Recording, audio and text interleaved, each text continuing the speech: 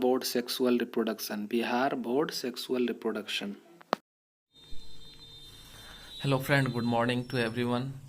आज हम लोग पुष्पी पादपों में लैंगिक जनन के बारे में पढ़ेंगे। Sexual reproduction in flowering plant. अगर आपने इससे पहले वाले फर्स्ट चैप्टर के बारे में नहीं पढ़ा है तो चैनल को सब्सक्राइब करके जाएं, वहाँ पर फर्स्ट चैप्टर के सारे कंटेंट मौजूद है ना। तो आज पुष्पी पादपों में लैंगिक जनन को पढ़ना है, फ्लावरिंग प्लांट में सेक्सुअल रिप्रोडक्शन को पढ़ना है। सेक्सुअल रिप्रोडक्शन जान ही रहे हैं, सेक्सुअल रिप्रोडक्शन एक ऐसा प्रोसेस है जिसके द्वारा मेल और फीमेल्स अपने अपने गैमिट का फॉर्मेशन करते हैं और इस गैमिट के फ्यूजन के बाद जो है एक नए ऑर्गेनिज्म का फॉर्मेशन होता है। तो यहाँ पर हम लोग एक बाइसेक्सुअल फ्लावर को लिए हैं। बाइसेक्सुअल फ्लावर का मतलब हुआ वैसे फ्लावर्स जो मेल और फीमेल दोनों पार्ट को रखते हैं, और इस मेल और फीमेल दोनों पार्ट के स्ट्रक्चर को हम लोग देखेंगे। हम जानते हैं कि किसी भी फ्लावर में एक प्रजनन भाग होता है, रिप्रोडक्टिव पार्ट होता है, रिप्रोडक्टिव ऑर्गन होता है, दूसरा एसेसरी पार्ट होता है, सहायक अंग होते हैं। तो प्रजनन अंग और सहायक अंग कौन कौन है? सबसे पहले इस फूल को देखें तो फूल, कोई भी पुष्प जो होता है एक डंटे के सहारे प्लांट से लगा होता है। उस डंटे को पेडिसल या पुष्प वृंत कहा जाता है। जिस डंटे के सहारे फूल पौधे से लगा होता है उस डंटे को पुष्पवृंत या पेडिसल कहा जाता है। फूल को देखते हैं कि फूल खिलता है, खिलने से पहले वह बर्ड स्टेज में होता है। तो बर्ड स्टेज में फ्लावर को प्रोटेक्ट करने के लिए एक हरा सा हिस्सा होता है। जैसे उड़हुल को आप देखें, उड़हुल में स्पष्ट दिखाई देगा ये ग्रीन वाला पार्ट जो उसको बर्ड स्टेज में प्रोटेक्ट करने का काम करता है। यह कैलिक्स कहलाता है। इसको बाह्य दलपुंज भी कहा जाता है। इसके सभी हरे वाले भाग को कैलिक्स कहा जाता है। इसमें से एक भाग को सेपल कहा जाता है। उसके बाद देख रहे हैं कि फूल का यह हरा वाला हिस्सा था। उसके बाद फूल का रंगीन वाला हिस्सा होता है जिसको दलपुंज कहा जाता है, कोरोला कहा जाता है ना। और इसके एक पार्ट को पेटल्स कहा जाता है। तो ये दोनों पौधे के सहायक भाग हो गए, है ना, जो प्रजनन में मदद करते हैं। दूसरा, प्रजनन भाग में इसका कौन कौन है प्लांट में? तो प्रजनन भाग में एंड्रोसियम और गायनेसियम होता है। एंड्रोसियम और गायनेसियम होता है। एंड्रोसियम को पुमंग कहा जाता है, गायनेसियम को जायांग कहा जाता है। ठीक है। ये रंगीन वाला हिस्सा है पौधा का, कोरोला। यह परागन के लिए कीटों को आकर्षित करने का कार्य करता है, रंग बिरंगा होता है। इसमें रस होते हैं जिसको नेक्टर कहा जाता है। उसी को चूसने के लिए इंसेक्ट जो है यहाँ तक पहुँचते हैं। उसके बाद देखें कि पुष्प जो है एक आसन के ऊपर आसीन होता है। तो इस आसन को थैलामस या रेसेप्टिकल्स कहा जाता है, पुष्पासन कहा जाता है। यह एक द्विलिंगी पौधा के फ्लावर का नामांकित चित्र है। आपको दे दिया कि ड्रॉ द बाइसेक्सुअल फ्लावर या नामांकित चित्र कब बनाएं, तो आप इस डायग्राम को बना सकते हैं। रोक करके पॉज करके बना ले। उसके बाद आगे देखें, इसके मेल रिप्रोडक्टिव पार्ट जिसको क्या कहते हैं, एंड्रोसियम कहते हैं, उसके हिस्से को हम लोग देखेंगे। एंड्रोसियम में कितने सारे भाग हैं ये देखेंगे। सबसे पहले यह एक डंटे के सहारे जो है खड़ा रहता है। इसकी संख्या अलग अलग पौधे में अलग अलग होती है। यहाँ 4 बनाया गया है ना। और देख रहे हैं कि ये क्या है कि मादा भाग से ऊपर है। यह मादा भाग से नीचे भी रह सकता है, मादा भाग के बराबर भी रह सकता है। अलग अलग पुष्पों में अलग अलग इसकी रचनाएं होती है। अब देखें कि इसमें पहला वाला भाग जो है उसको एंथर कहते हैं, परागकोश कहा जाता है। परागकोश के बीचों बीच एक दीवार देख रहे हैं, इसको योजी कहा जाता है या कनेक्टिव्स कहा जाता है। एक लंबी नली जैसी रचना है जिसको फिलामेंट कहते हैं, पूतंतु कहते हैं। इसके ऊपर कण के रूप में पाए जा रहे हैं परागकण, है ना। ये पोलन ग्रेन्स है, परागकण है। यह मेल युग्मक है, परागन में सहायक होते हैं। मेल युग्मक पोलन ग्रेन का ही दूसरा नाम होता है माइक्रोस्पोर भी कहा जाता है। इसे क्या कहते हैं, माइक्रोस्पोर कहा जाता है। परागन में यह मदद करने का काम करते हैं। अगर आप एंथर के अंदर प्रवेश करें तो एंथर के अंदर देखते हैं कनेक्टिव के सहारे 2 भाग बटा हुआ है। एंथर 2 भाग बटे होने की वजह से इसको क्या कहा जाता है, डायथीकस कहा जाता है। और आप देख रहे हैं कि इसके अंदर हर एक भाग में 2-2 चैम्बर है। इसको लघु बीजाणुधानी या माइक्रोस्पोरेंजिया कहा जाता है। इसको क्या कहते हैं, लघु बीजाणुधानी या माइक्रोस्पोरेंजिया कहते हैं या पोलन सैक कहते हैं।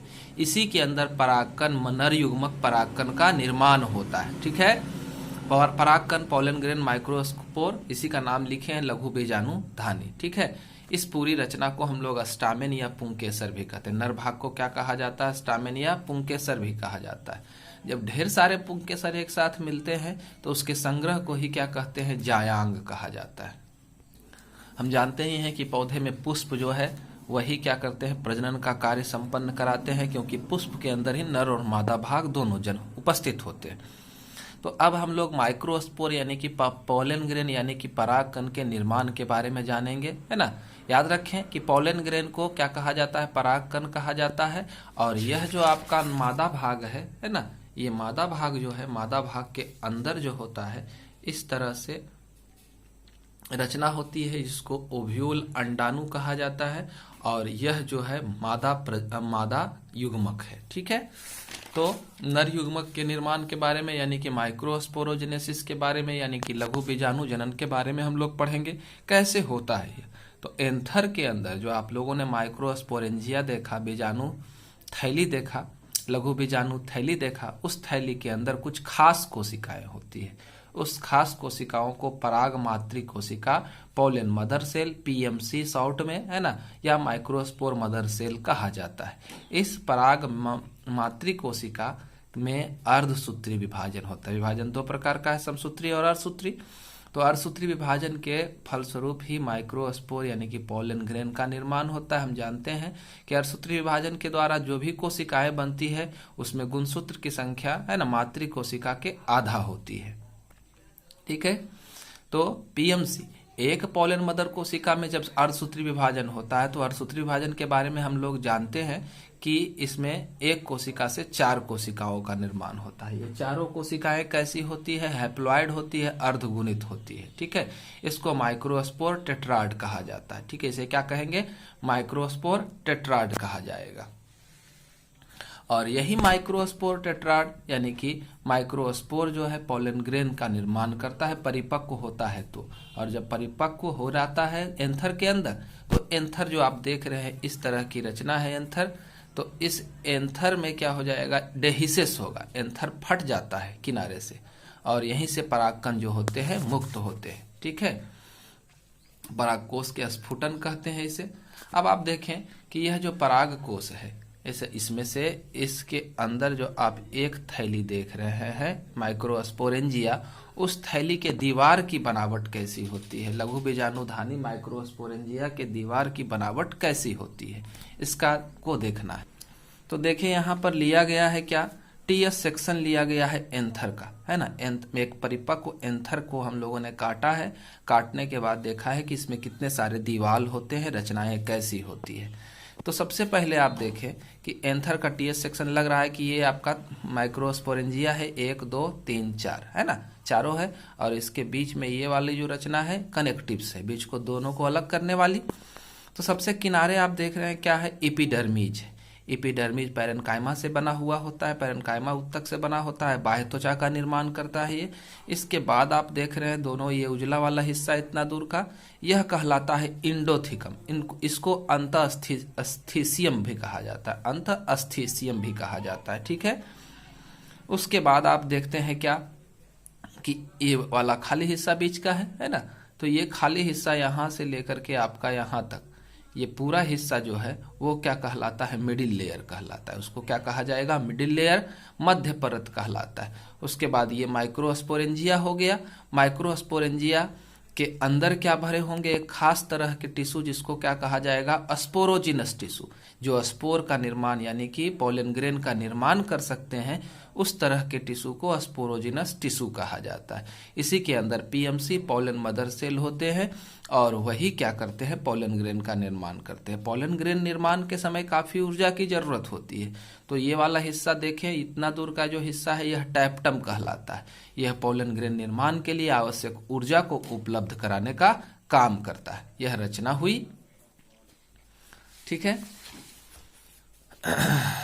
टैप्टम के बारे में लिखा गया है। टैप्टम क्या है?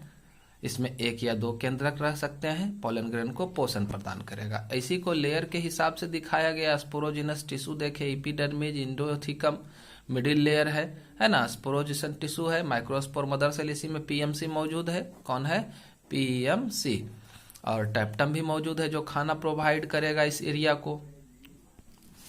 अब इसी के अंदर पीएमसी के अंदर क्या होगा, मियोसिस का काम होगा। पीएमसी में जब मियोसिस होगा तो मियोसिस के फलस्वरूप क्या होगा कि 4 माइक्रोस्पोर टेट्राड का निर्माण होगा। जब माइक्रोस्पोर टेट्राड बन जाएंगे तो क्या होगा कि हमारा जो एंथर आप देख रहे थे, एंथर दोनों किनारे से क्या हो रहा है, ये एंथर है, ये एंथर है ना, ये एंथर यहां से फट रहा है और इस साइड से फट रहा है, दोनों साइड से एंथर क्या हो रहा है, फट रहा है और इससे माइक्रोस्पोर टेट्राड परिपक्व होकर के पोलन ग्रेन के रूप में बाहर निकल रहे हैं और वह इसके ऊपर इस तरह से जमा हो जाएंगे। ठीक है, इस तरह से पोलन ग्रेन जमा हो जाएंगे। यहाँ पर वही है, कौन कौन लेयर होगा, एपिडर्मिस होगा, एंडोथिकम होगा, है ना, ये सारा लेयर यहाँ मौजूद है। तो आपने देखा यहाँ क्या, परिपक्व परागकोश का फटना, डेहिसिस ऑफ एंथर। ठीक है, यहाँ पर हम लोगों ने डेहिसिस ऑफ एंथर का डायग्राम देखा।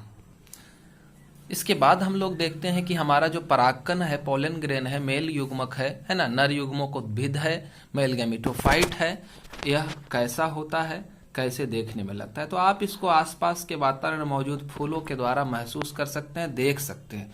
जैसे कि उड़हुल का फूल आपके आसपास मिलता है, गुड़हुल कहते हैं इसको, उड़हुल हम लोग कहते हैं। तो गुड़हुल के फूल में को अगर हम लोग टच करते हैं, है ना, कि ना ऊपर वाला शीर्षस्थ हिस्सा, तो शीर्षस्थ हिस्सा जो इस तरह से है, आप देखेंगे तो शीर्षस्थ हिस्सा में इस तरह से लगा हुआ होगा,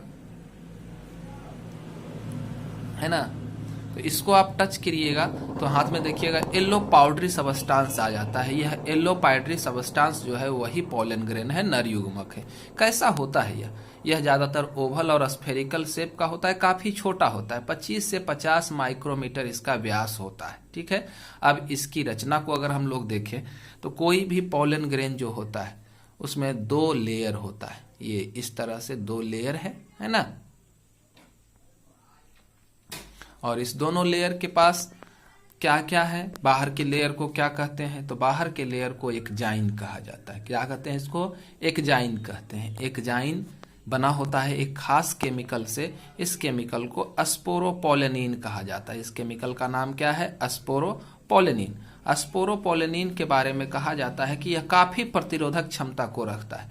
यह इसका उच्च तापमान भी कुछ नहीं बिगाड़ सकता है, आम्ल में, क्षार में, है ना, किसी भी तरह का एंजाइम इसके ऊपर एक्शन नहीं कर सकता है। मतलब इसको नष्ट करना काफी मुश्किल काम है ना।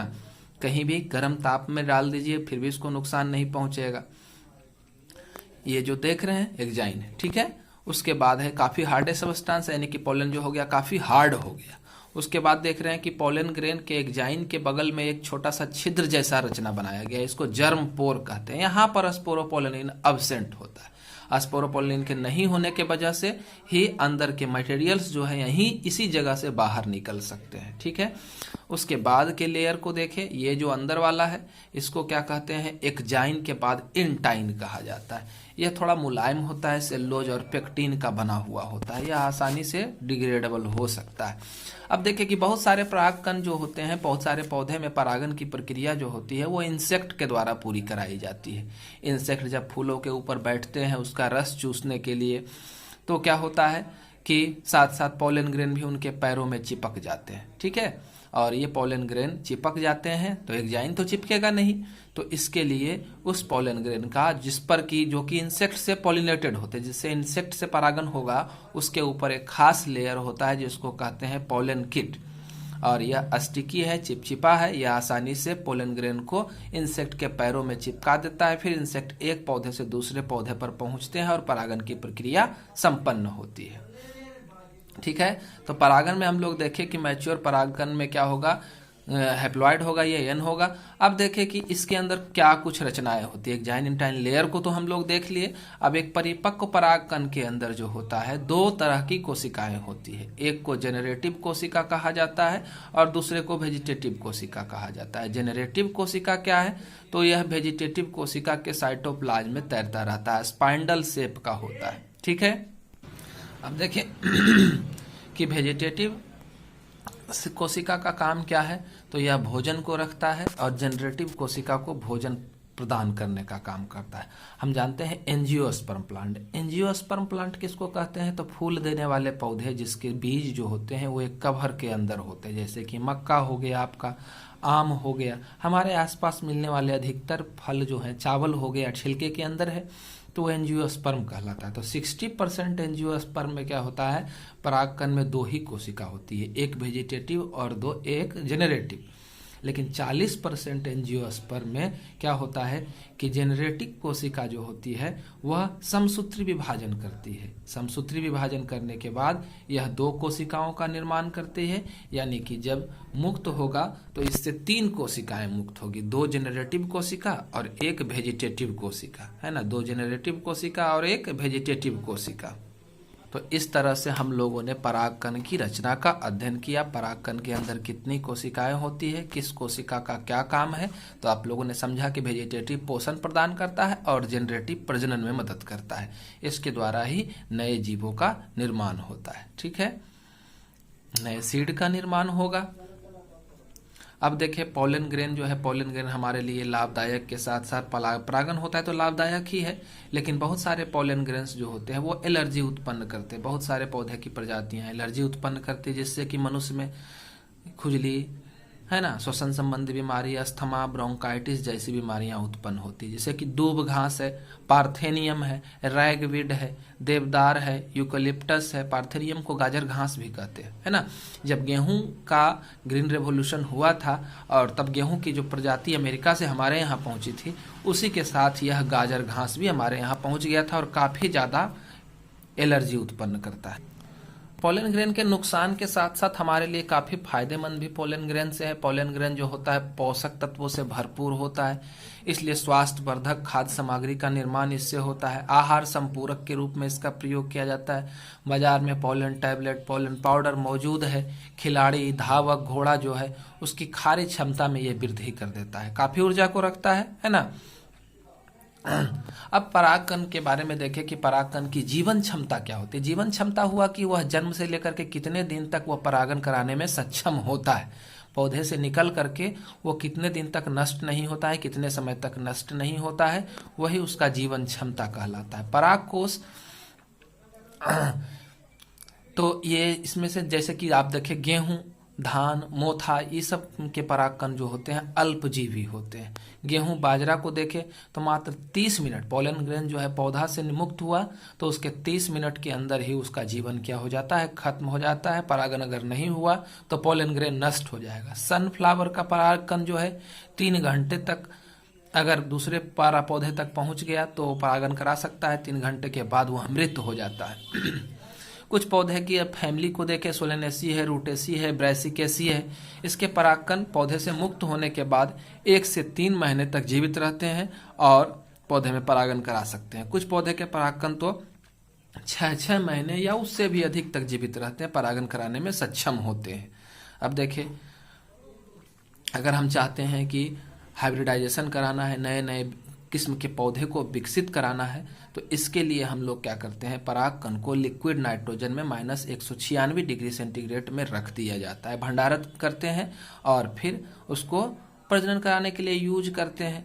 इसे पराग का बैंक में भी रखा जा सकता है ना, जिससे कि लंबे समय तक हमारे लिए यूज किया जा सके। धन्यवाद मित्रों, आज हम लोगों ने पढ़ा नर प्रजनन अंग के बारे में। कल हम लोग पढ़ेंगे स्त्री केसर, पिस्टिल, मेगास्पोरेंजियम, ओव्यूल और एम्ब्रियो की संरचना के बारे में पढ़ेंगे और इसके कार्य के बारे में देखेंगे। मेगास्पोरोजेनेसिस कैसे होता है, ये सब पढ़ेंगे। लगातार वीडियो को पाने के लिए आप चैनल को सब्सक्राइब करें, है ना, बेल आइकॉन बटन को दबाएंगे तो सब्सक्राइब हो जाएगा और हमारे नए वीडियो का नोटिफिकेशन आप तक पहुंच जाएगा। इच्छित वीडियो को आप देख सकते हैं समयानुसार।